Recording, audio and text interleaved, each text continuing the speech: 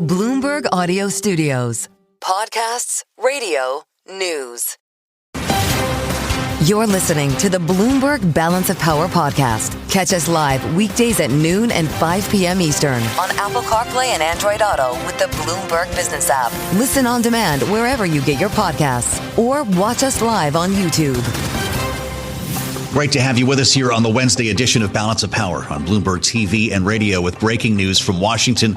Multiple reports now about a Pentagon watchdog report into the Signalgate scandal, finding that Defense Secretary Pete Hegseth violated some of the department's regulations when he shared sensitive information from his cell phone on Signal. And in fact, may have endangered troops in the process. We're going to have a lot more on this when we spend some time with Nick Wadhams, and coming up as well, Jane Harman will join us in studio with our eyes on tomorrow's testimony from the admiral that ordered the second strike on the alleged drug boat coming out of Venezuela. This was, of course, a big topic of conversation as President Trump held his final cabinet meeting of the year yesterday. And sitting right next to him was the Defense Secretary, Pete Hegseth, who made clear that he was not, in fact, the one who ordered that second strike. And while he was watching the attack live on a live video feed, he had left the room before it was clear that there were survivors in the water who were then killed by the second strike. President Trump was asked about this before Hegseth even got into details, and clearly not concerned about the way this all unfolded. Here's what the commander-in-chief had to say. I would say this, they had a strike. I hear the gentleman that was in charge of that is extraordinary. He's an extraordinary person. I'll let Pete speak about him. But Pete was satisfied. Pete didn't know about second attack having to do with two people. And I guess Pete would have to speak to it. I can say this. I want those boats taken out. And if we have to, we'll attack on land also, just like we attack on sea. Hegseth said we're just beginning attacks like these. Tomorrow, as I mentioned, Admiral Frank Bradley, who ordered that second strike, will testify before the Senate Armed Services Committee as members of Congress try to get answers that were not delivered yesterday in the cabinet meeting. Nick Wadhams, who runs our national security coverage here in Washington, is with us in studio with more on this. Nick, when you add everything up here, the questions about Venezuela, the testimony tomorrow, this Signalgate IG report that just dropped. This is probably not a fun day for Pete Hegseth. By the way, he's lighting the Pentagon Christmas tree a few hours from now. Right, and we will be watching that one. I mean, listen, there are a couple things going on here. One, it is undeniable that he has had a series of controversies and mishaps dating back to even before the administration took office. His confirmation hearing was fraught. He cleared by a single vote. There were a lot of reports about alcohol use, allegations of assault, all sorts of unsavory things in there. And that's been followed by a repeated string of things, the Signal situation, and then this argument that he essentially was not there to see the second strike on this vessel that killed some survivors in what some legal experts are saying is a war crime. Yeah. At the same time, President continues, at least publicly, to say he remains satisfied with Pete Hegseth. And what you have, what the president has in his defense secretary is an official who has been unstintingly loyal, has really pushed the MAGA agenda, has gone after DEI and woke, what he sees as woke policies, has been on board with the president's push to revamp procurement, budgeting, all sorts of stuff within the Pentagon. So, so far, at least, it appears that President Trump believes that the positives outweigh the negatives when it comes to Secretary Hegseth. Wow. Will we see a clarified policy when it comes to Venezuela following these investigations? You've got armed services committees in both chambers looking into this. Once they get the admiral's take on this, I assume there'll be some sort of report. What follows? Well, you know, I think you actually have seen a more clear policy in the sense of what hasn't happened, because after that initial strike, that was the first strike that the U.S. did on September 2nd. And the reporting we have gleaned since then, and what officials have confirmed, is that there were at least two hits, maybe even more on that boat. One to take it out of action, and then a second to fully destroy the boat and also kill survivors.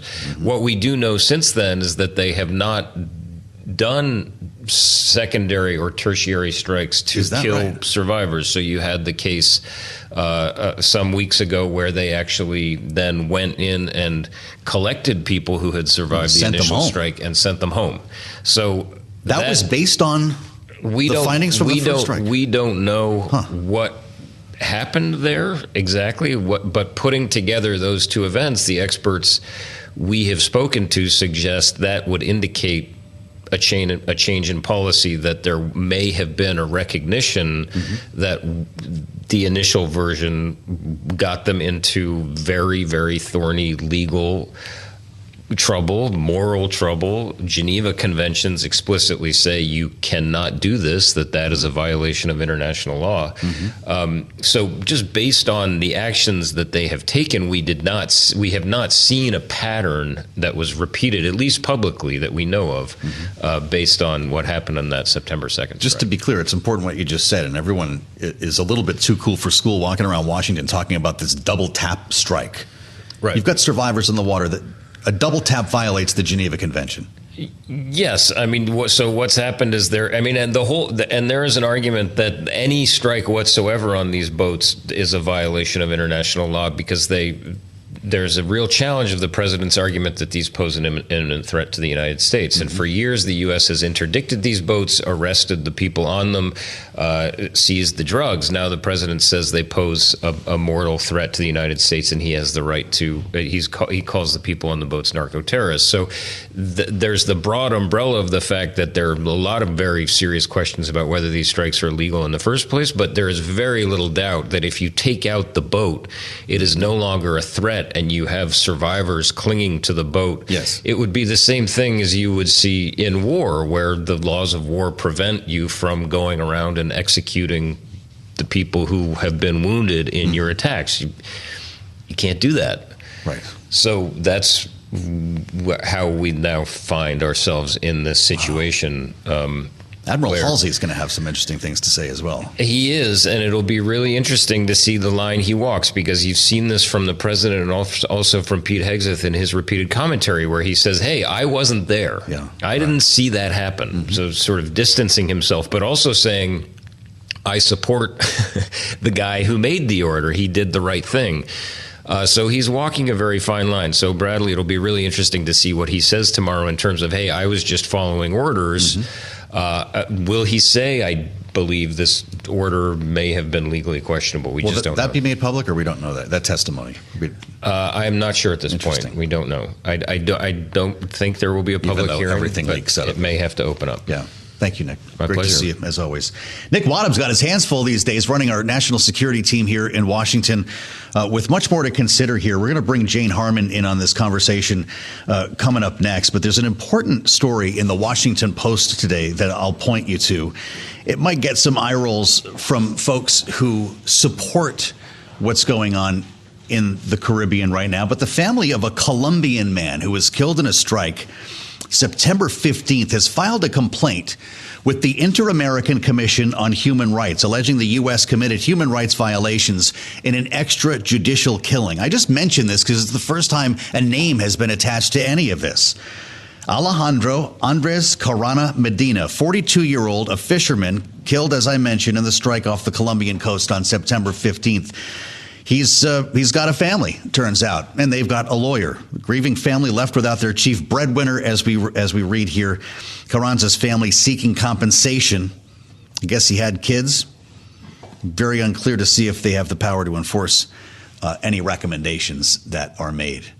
I told you Jane Harman was coming, and she's with us in studio today. Former Democratic Congresswoman from California, importantly, former ranking member of the Intelligence Committee, and it's great to see you in the flesh.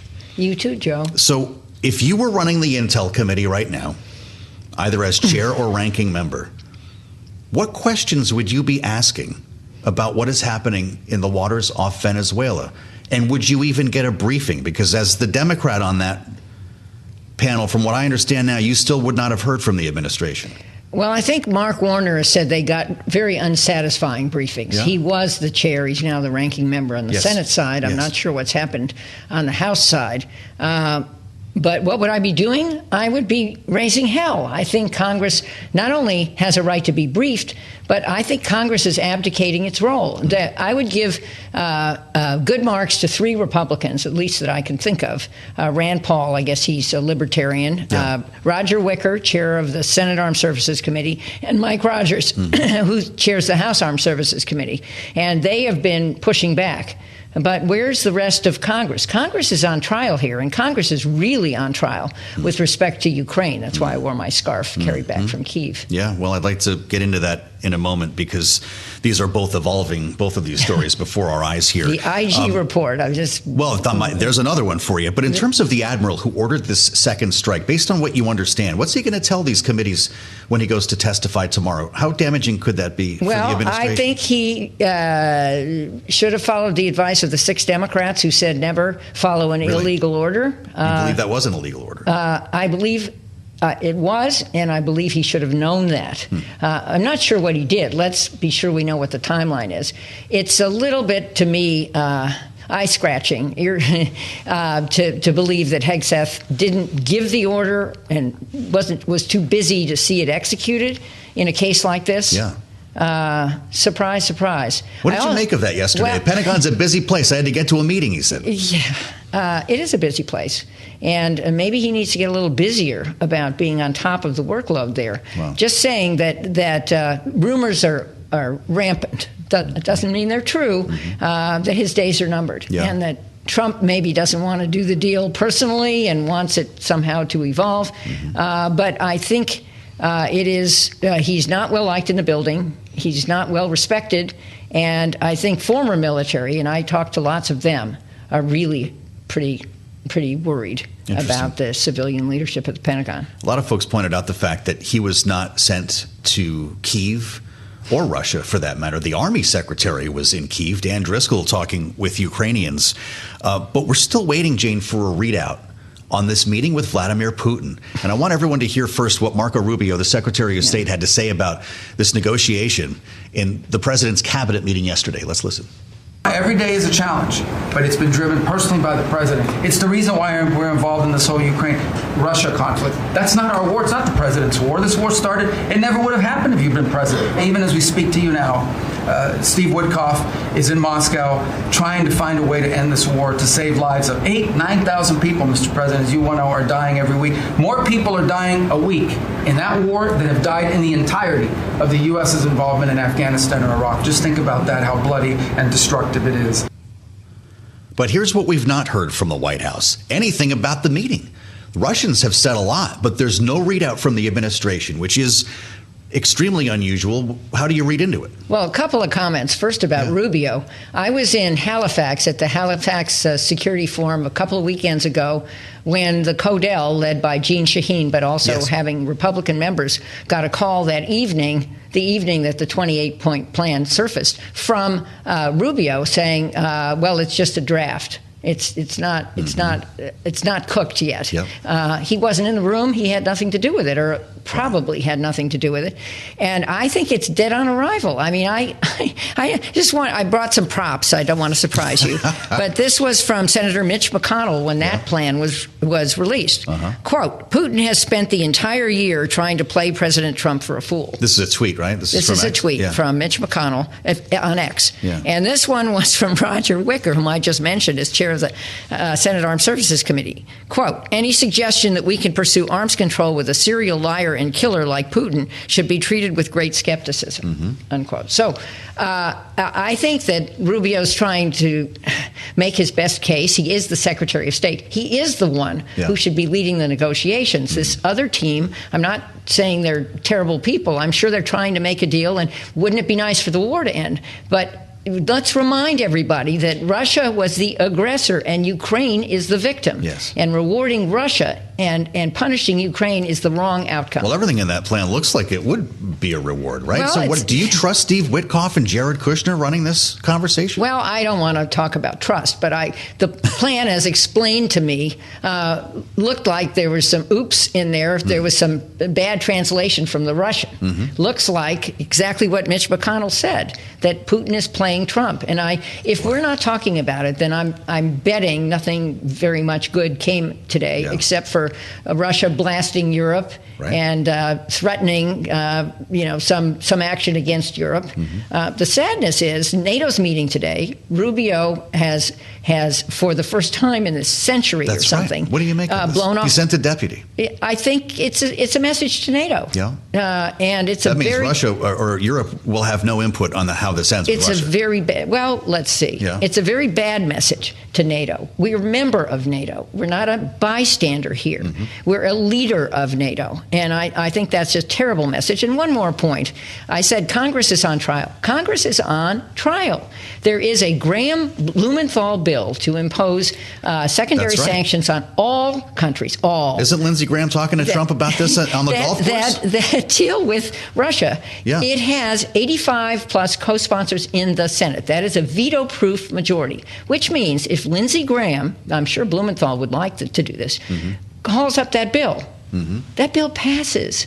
And it will, I'm guessing, pass the House too. And then that is real pressure on Putin. Is Congress for Ukraine, or is Congress just, again, hiding and out of the game, the Republicans in Congress? Well, let's see if the president feels like he's being strung along by Putin enough to greenlight that sanctions bill. Jane Harman, I love that you printed out the X posts. I'm picturing you back in Congress with the easels set up in the hearing. You got to read this one. George I wish Will, we had time to do that. I saw that column this morning. A moral slum. That's conservative George Will. This is quite something. She's made for television and radio. There's only one Jane Harman, former Democratic Congresswoman from California. Thank you, Jane, for the insights. I'm Joe Mathieu. This is Bloomberg. Stay with us on Balance of Power. We'll have much more coming up after this.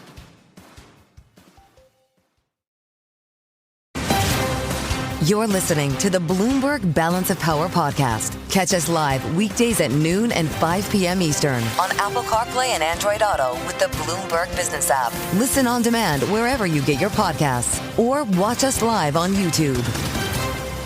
With our eyes on Tennessee and Republican Matt Van Epps, he had the endorsement of Donald Trump and had the full weight and thrust of the Republican Party behind him. The Speaker of the House was there stumping, and the Republican Party put a lot of money into this race.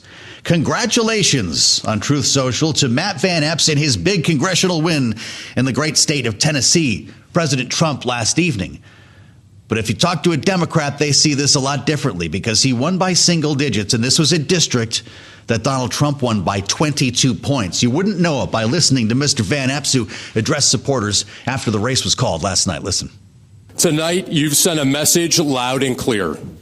The people of Middle Tennessee stand with President Donald J. Trump. To President Donald J. Trump, thank you, sir. Tonight we showed running from Trump is how you lose. Running with Trump is how you win. President Trump was all in with us, and it made the difference. In Congress, I'll be all in with him. All right, so there you go. +1 for Mike Johnson. But if you're a Democrat looking at the road to the midterms here, you're looking at this very differently, because the fact of the matter is Democrats cut the margin here. I already told you, do the math. Cut the margin by 15 percentage points, right? Trump won by 22, Van Epps won by 9. Is this a problem? Is it even a bellwether? Because you're going to hear a lot of national Democrats and Republicans talk about this today. How about our panel right now? Rick and Caitlin are back with us. Bloomberg Politics contributor Rick Davis, Republican strategist, partner at Stone Court Capital, alongside Democratic strategist Caitlin Legacki, senior fellow at Third Way. How you looking at this, Caitlin? Is it a moral victory for Democrats? I don't believe in moral victories. I do think that it's a very positive sign for the party that the district swung as much as it did. There are currently about 40 other Republicans that are sitting in House seats that they won by less than the 8-point margin that we saw last night. So all of those seats should now be considered gettable. But I do think as well that, the candidate in this race on the Democratic side did not benefit from nationalizing this race. And it really underscored the importance of Democrats nominating candidates who are aligned with the views and the beliefs of the districts they're running in, and to really focusing on the local issues that matter rather than trying to turn everything into, cable TV fodder or what's going to play best with the Twitter audience. Interesting. Rick, I'm curious if you're going as far down the road as some political strategists are after last evening. I was struck by the quote from Matt Whitlock, Republican in Politico this morning. Quote, if every House district in the country shifted left by this same amount, we would be looking at a blue wave far worse than 2018. Is he right?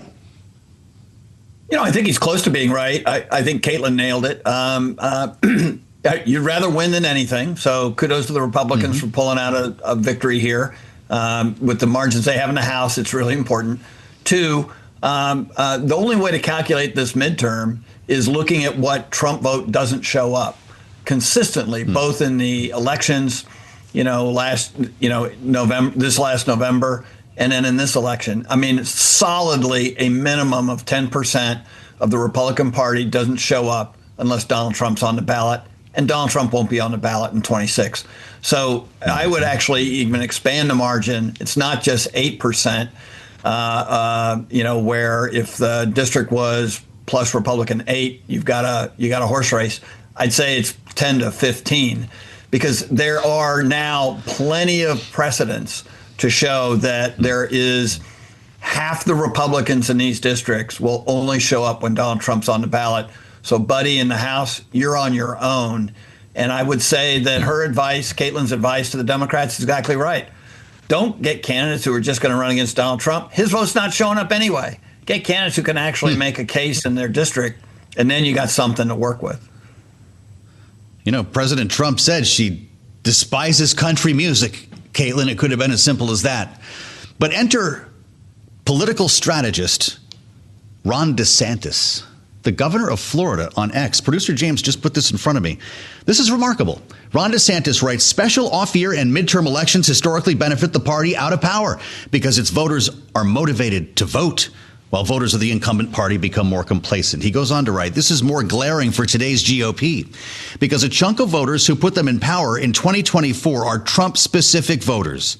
They will vote GOP down ballot when Trump is running, but won't turn out to vote for a typical congressman in a midterm when Trump isn't running. Caitlin, it's like Ron DeSantis was channeling Rick Davis. What do Republicans then do in the midterms? I mean, their goal is, if they're in a state or a district that favors Trump, is to bear hug him and do everything they can to nationalize this race, to make it about Donald Trump, to turn out his voters. But I think the reality of the situation is that Trump's approval ratings keep going down. That's becoming an even riskier proposition. And it's going to just be harder for a lot of members to fight those waves. And so the question for Democrats then becomes, how do you actually leverage that and put forward candidates who are in a position to win and represent these districts? Well, I'll tell you what, Rick, when it comes to strategy, if you were launching a campaign, and granted, a lot of them are waiting to find out what the maps are going to be for the midterms, how would you take last night's lessons in Tennessee and try to exploit them next November? Yeah, so I think, Republicans need to take the same advice Caitlin was giving to Democrats. You can't rely on the Donald Trump vote to turn out. You've got to be very granular on the issues. You really, in this case, want to localize the election as much as possible. You don't have much to run on. The big, beautiful bill, which is your signature legislative accomplishment, is not popular. And as Caitlin said, Trump's approval rating isn't going to get better between now and next November. There's just nothing on the horizon that shows that he's going to have a big win somewhere. So the reality of it is you're on your own, buddy, and you better find votes the old-fashioned way. I'd go to the ground, knock on doors. I would find issues locally, education, health, things that are not typical Trump-related issues that you can find common cause with, especially suburban voters. The rural voters will likely be there for you, just not in the same margins as a presidential election year. Interesting. This really does make me look forward to campaign season. Talking this out with you guys is always fascinating to me. But let's talk about the immediate impact, Caitlin. Mike Johnson now has 220 House Republicans again, so it's like we're starting the year all over. And obviously, we've got a long time before we're talking about actual midterm races. So this brings us immediately to the congressional agenda. And it might have just gotten a little more difficult for Democrats in the House to pass any extension of Obamacare subsidies. What do you think? I think that you're increasingly going to see a number of Republicans who are looking for ways to show their independence from both House leadership and Donald Trump as part of an effort to kind of stanch the bleeding in the midterms. So I actually think that last night's results actually may give Democrats a couple of spots to work with Republicans who are in these suburban districts where ACA is very popular to get some of these key provisions across the finish line, simply because I think a lot of members in these frontline districts, they're either going to retire or they're going to look for ways to separate themselves from the national party. And this is a really easy way to do it. Interesting. What do you think about that, Rick? Does this additional seat matter for Mike Johnson? Look, everything matters with these slim margins, and it's just more leverage that he gets. It's incremental, but it's a good thing, right? I think Republicans really have to figure out how to get out of this trap, because the trap is they look like they are stopping health care from reaching Americans without a plan to replace it with anything. And as much as I like Senator Cassidy, the idea that we're going to just, give people another health account is not going to cover it with the voters. So if I were Republican strategist, I'd be finding an exit door fast to get this done before the end of the year, so that you can look at next year without having to talk about this all day long. Well, that sounds like an opportunity for Democrats, Caitlin. What do you think? I agree. I think Rick should take over all strategy for the Republican Party these days. That didn't work out. I don't think well that's an endorsement, Rick. Yeah, he had that job. I agree before. with everything. Let's not go too far. In our remaining moment, Caitlin, the point that you made with regard to Tennessee about nationalizing the race, the fact is the Democrat in this case, Afton Bain, was called the AOC of Tennessee. President Trump said she hated country music and she despised Christians. Isn't that national politics? Yeah. And I think, part of what's challenging is that when you look at the Senate map and you look at some of these frontline districts, you have, either primaries or candidates where you're choosing between somebody with local roots and local experience where the people know them, they know what they stand for, and candidates that are more popular online. And we should be opting for the former. Well, this is a great conversation, and I appreciate both of your insights.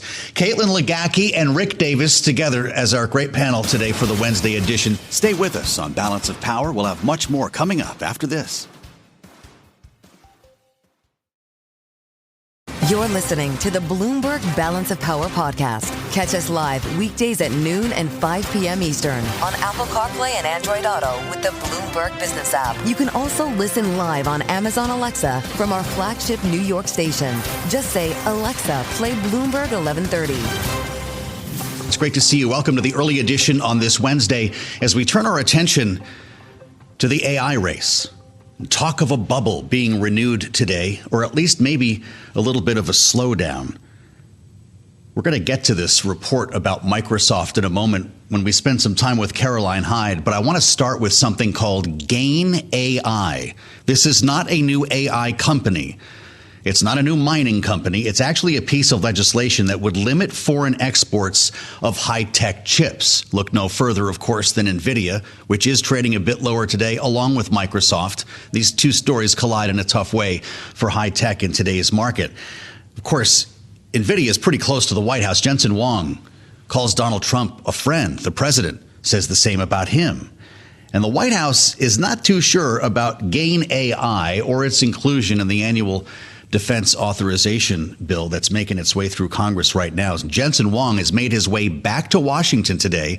He's actually in the Capitol, meeting with members of the Senate Banking Committee who are looking at this legislation right now. This is not a full-blown hearing. You're not going to watch it on C-SPAN, and I'll be very curious to hear if he does any public-facing interviews or anything else around this, because he's trying to make a point here, of course, with the idea of export controls already in the background when it comes to China. This is where we start with Caroline Hyde, the co-host of Bloomberg Tech, is with us from World Headquarters in New York. Caroline, it's always my great pleasure to see you, and I'm wondering how persuasive Jensen Huang can be in this room today. What do you think? He's a persuasive guy, isn't he? And we've seen him really try to persuade before that to win the AI race, the answer is not to ban the most sophisticated technology from China. It's in fact to allow him to export his sophisticated chips, because then China becomes ever more dependent on his infrastructure rather than being pushed to build that of Huawei, for example. There's a real tussle at the top within the administration and who's got the ear of the president as to which side are you? Are you hawkish? Are you saying more broadly that no, none of our US technology should be allowed in the hands of the Chinese, and you should fulfill the demand of homegrown cloud data infrastructure first? That's why you've seen some of the big hyperscalers actually say, we kind of like this GAIN AI Act. We kind of want to have first dibs on NVIDIA's most sophisticated chips before you start exporting them out to China. Now, remember, at the moment, NVIDIA CEO has said that they get one big fat 0% of any revenue from China thus far. So he hasn't been able to export, even with the idea that 15% revenue share could be going to the government for him and AMD to be able to export those dumbed down chips that aren't Blackwell architecture, but previous architecture. He couldn't even get that to be interesting to the Chinese government. He hoped his Blackwell architecture, if indeed just restricted to fit current export limitations, maybe he could then get China to buy in, because the big tech giants do want his chips, but the government doesn't. So thus far, he's got a lot of persuading to do, not only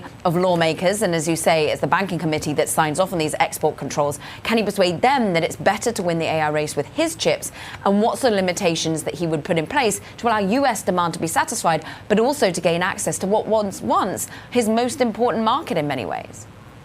Well, you bring up a great point. The stock has already priced in no China business, right? Yeah. So a pretty muted response here. It's down about 0.5% right now. Why is Jensen Huang so concerned about this legislation when Donald Trump is probably going to have the final say on this anyway, right? The White House wants to be able to dictate this, not Congress. I'm sure that they would like to be able to dictate many things. And I think that really for the White House, they have time and time again shown their focus on AI infrastructure, on the build out. Look, just this week, we had the news that they're helping have $150 million being allocated towards Pat Gelsinger's new startup, which is all about taking on ASML, the European chip equipment manufacturer. And with LightX, it's all about lasers we're seeing at the moment, more broadly, Joe, whether that would be a part of the supply chain here in the United States. But we know that they've wanted to put money into rare earths. We know they want to put money into quantum. They know that they want to win what they see are national security real races upon their hands. They would like to ensure that really Jensen Huang and NVIDIA remain the number one talk of the town. And it really is a tussle between the hawks and those that do feel that maybe to have access to China is important in this overall AI race. You have to understand how fun it is for a political wonk like me in Washington to talk lasers with Caroline Hyde. So let's talk about this Microsoft report. You know, everyone's looking for an excuse to bail on the whole narrative here, right? That's been the story for the past couple of weeks. So in this case, the information shows up and everybody freaks out here. Microsoft has lowered expectations for getting business customers to spend money on the cloud units marketplace for AI models and agents. You frame that as you want. We've got a little bit of a warning here. And, you know, anyone tied to OpenAI right now, and there's no bigger name really than Microsoft there, seems to be getting a second look. Does this simply confirm the worries that were already out there? How should we be looking at this? I really think that on any other given day when we're not in perhaps lower liquidity, holiday trading, and if AI anxiety wasn't still looming, we'd kind of have batted this report off. But at the moment, as you say, everyone's looking for breadcrumbs that feed into the thesis that AI productivity isn't there. We've got this whole bubble narrative and circular financing narrative continuing that are we spending too much on AI infrastructure if people don't want to use it and they don't want to spend to use it? This report coming from the information is really putting a highlight on, say, Carlyle Group, big private equity player that has a deal, we understand, with Microsoft to use Copilot within its offerings to be able to scrape data from all of its other software and be able to build and churn out Microsoft Excel reports that much easier. The problem is, it's hard to access the data. Maybe you've got some of it in Salesforce, suddenly you've got it in some of your other pockets. How are we seeing these companies managing to walk companies through, handhold them as to how to make productivity gains? Carlyle basically just said, look, we want to cut our costs on AI, and we're perhaps going to move away a little bit from what had been some of our overall spending. This then feeds out writ large. How much are we seeing sales members in Microsoft trying to sell GitHub or Copilot? Are they having to curtail what they thought was going to be enormous demand? We just had Okta CEO on. Now, Okta CEO builds basically a way in which your agents will be known by the company to be the right agent, accessing the right data at the right time. Now, he's saying, look, he's never seen scale like it, adoption like it, interest like it. But at the moment, they're stuck because you are getting these pools of data in different places and everyone needs to work together. So is it a question that you just need more help for your clients? Or is it actually that people aren't willing to spend? We'll get Salesforce after the bell today. Big question mark. Is their agent force actually able to drive revenue? Are people willing to spend a lot more for it, Joe? I think that's the key question. And it becomes a key question on whether you still want to be building out AI infrastructure at quite the clip you are. Well, so you're pointing us to use cases here, right? And this comes just days after Gemini jumped off the page here and became the greatest thing. You're talking about Salesforce, the Benioff tweet that went around the world. And it's coming at the expense of OpenAI, which just yesterday saw Chief Executive Officer Sam Altman declare a code red. When you see Altman, after all these deals, and what I'm assuming are hundreds of billions now in announced investments, declare a code red, are we getting over our skis? I think it just shows you how competitive this whole space is, Joe, because this is a company that has 800 million weekly users of ChatGPT, and it's worried about Gemini 3. It's worried about the latest innovations. Remember, we've just had Runway, which is a New York-based generative AI video company, come out, and it's top of the leaderboard with its own AI video generator in the latest iteration of models. Their argument is that Davids can beat Goliaths out here at the moment. People are going to want ever more specific, unique types of models. Are we going to, A, become commoditized when it comes to our large language model providers, or is there really winner takes all here? We see Sam Altman realizing that he needs to stop being perhaps distracted by subscription focus or advertising models that might substantiate his revenue growth and actually get the product right. And I think that's why he's calling this so-called code red, reassign some of the resources that he has to stop going into different directions and come back to what is their key core product, ChatGPT, that needs to work effectively and win out versus Gemini or indeed Anthropic's Claude or whoever else that you might lean on. With Perplexity as well, there really is quite fierce competition out there. Well, with apologies to Jack Nicholson, is the code red about simply making a better product to better compete with Gemini and the others? Or is it about taking a different look at this and favoring maybe business to business, the industrial applications over the consumer-facing ones? I think they've really been trying to talk up about the adoption in companies. 1 million companies that are currently using ChatGPT and OpenAI's large language models. There is really, that's where the enterprise and the growth and the money is likely to be coming from. And that's really where Anthropic's been winning. Claude has always been much more focused on the business sales, particularly on coding and its prowess there. And that's managed to keep investors, VCs and others very interested. Can we see OpenAI now being put into Amazon Bedrock? Will that give it the scale that it needs to go into more B2B offerings? Will it be able to work with partnerships? Are companies adopting it at the scale that they'd like to see? I think you're really right that this is a code red of just trying to understand for now, how does the core product work? How does it compete? And will they end up winning versus some of the other competition? From a revenue perspective, it looks as though in a way, Sam Altman's kind of putting that debate on ice by saying, look, let's not focus on advertising, but let's focus on making the core competency that is ChatGPT just insurmountable, just unbeatable. And I think that's why he's really doubling down there. Wow. Are we in a world now then it's Microsoft and OpenAI versus Google and Broadcom and NVIDIA just takes money from everybody? How do we look at these alliances? Frenemies. I think this is one big game of frenemies, because remember, we've just had that, as you say, the jolt with Alphabet suddenly showing its prowess from its vertically integrated company. It not only has great models, but it trains them on its own in-house chips, and it's then able to give it to you and I via Gemini, or whether even we're using a Pixel phone. That suddenly becomes music to other people's ears. Maybe it's a Meta who suddenly wants a TPU because it's slightly cheaper than an NVIDIA. But remember, Alphabet's quick to say, we still want NVIDIA chips. We still want to be able to use that in our Google Cloud offering. So I do think there's an element that all can win, and we'll get more specific for what chips we want, in which scenario, which model we want, in which scenario, and eventually that will give us the productivity gains we all keep wittering on about. But for now, it is a question of Marvell doing well today. Look, earnings came out yesterday. This is a company that makes chips for application-specific uses. They make Trainium 3 with Amazon, for example. There are going to be many winners in this, but we're still going to question quite the size of the winning. God, we didn't even get to Amazon. Can you come on every day? Can I ask producer James to make that happen? I would appreciate it if we could do this. I'm sure. Caroline, it's great to see you. Thank you for your readout on this. Fascinating moment in time when we keep our eyes on the AI space. Caroline Hyde, only on Bloomberg. Thanks for listening to the Balance of Power podcast. Make sure to subscribe if you haven't already at Apple, Spotify, or wherever you get your podcasts. And you can find us live every weekday from Washington, D.C. at noontime Eastern at Bloomberg.com.